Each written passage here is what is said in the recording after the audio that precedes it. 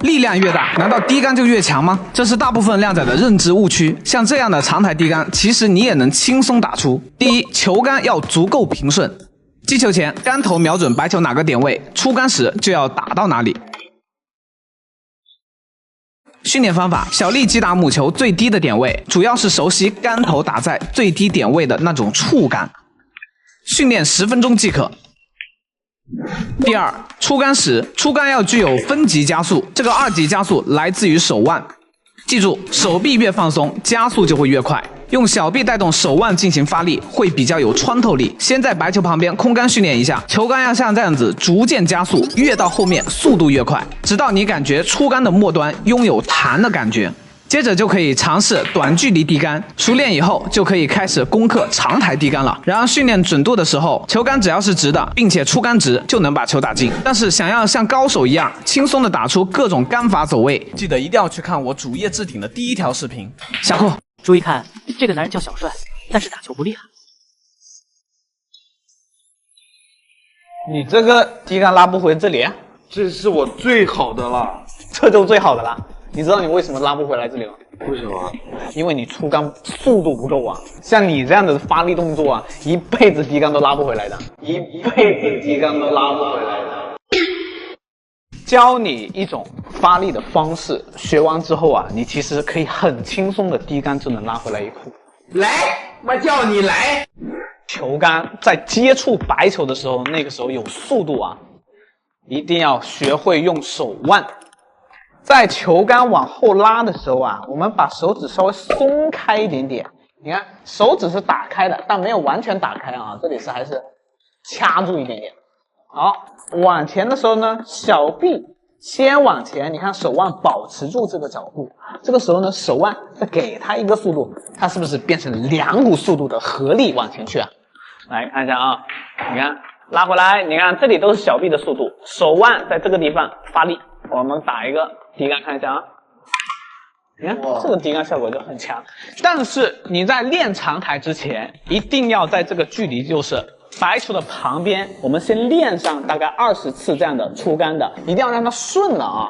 你不能说太延迟了，到这里手腕都还没出来，杆口都已经碰到球了。过来的时候就已经手腕先走了，小臂再过来又没速度，所以它一定要顺畅。你可以想象一下打别人一巴掌的那种感觉就对了啊。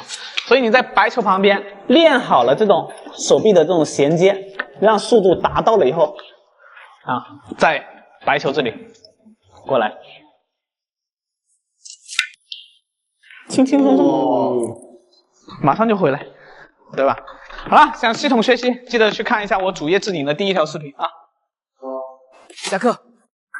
先讲讲中式台球防守规则。击打目标球时，打到球之后，一定要有球碰到库边1次才不算犯规。目标球不碰过，白球碰过不犯规，或者其他球碰库也是可以的。但是如果白球先碰库，再碰目标球，之后没有碰库边，犯规。遇到这种球型，很多人会选择这样防守：轻推做一个斯诺克挡住黑八。但这种防守有很大的漏洞，因为对手可以直接一库勾黑八的难度不大，即使不能将黑球勾进，也可以小小力的把黑八放在袋口，这样我们就非常被动了。所以这个球更稳妥的防守方式是用左塞打左侧薄边，吃1库挡在黑八前面，同时白球也会吃2库跑到球台上方，这样让对方既没有进攻的机会，防守也会有难度。再看看这个球型，很多人会选择轻贴黑球防守，但这样的防守也是有很大的漏洞的，因为对手可以像这样打黑八的薄边，将白球放到上方去，这样我们又变得被动了。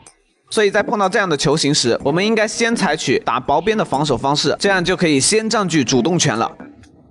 下课。想要秀到对手头皮发麻，必须锻炼发力的动作。大臂不动，只动小臂是最初级的发力方式，力量仅仅只达到了1层。回杆时让大臂下降，出杆时将大臂上提，带动小臂进行发力，能将力量再提高1层。在这个基础上，当小臂向前快接近垂直状态时，让手肘继续向前顶一段距离，可以将力量再提升1层。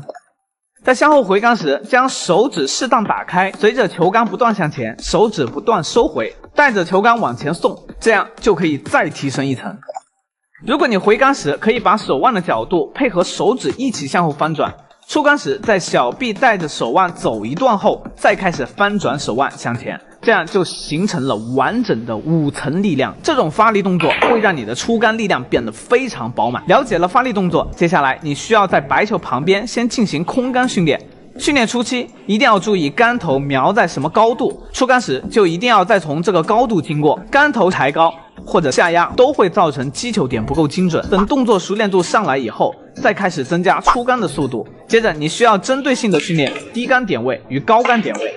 在训练杆法的初期，尽量降低进球难度，专注于出杆动作的标准。出杆有了力量以后，再慢慢的增加进球的难度，从中等距离到中长距离。如果这个距离也难不倒你的话，就可以逐渐增加角度进行训练了。经过大量的动作练习，不知不觉中，你已经是一个准度和杆法兼备的业余高手了。关注我，带你学习更多台球技巧。下课。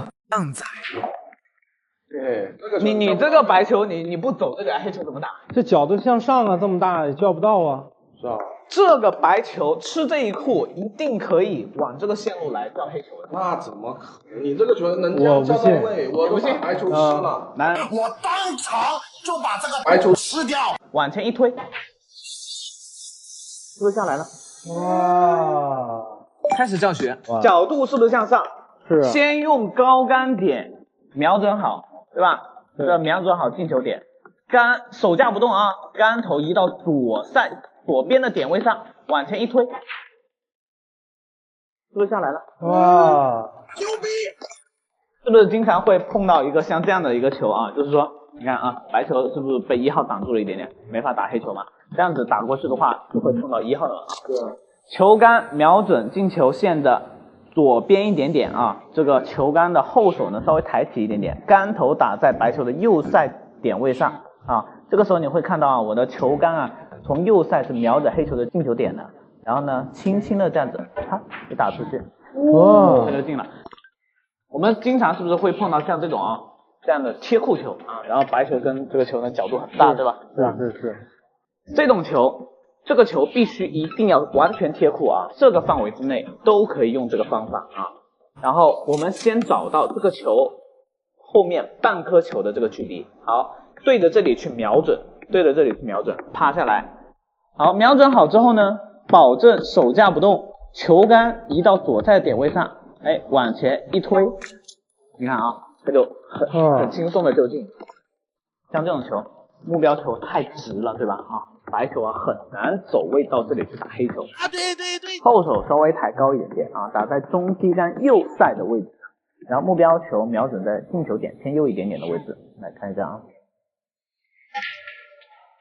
你看这个白球它就会横着过去啊，这个角度虽然还不是叫的特别完美啊，但是已经够打了，对不对？是。好了，如果想系统学习更多台球技巧的话，记得去看一下我主页置顶的第1条视频啊。下课。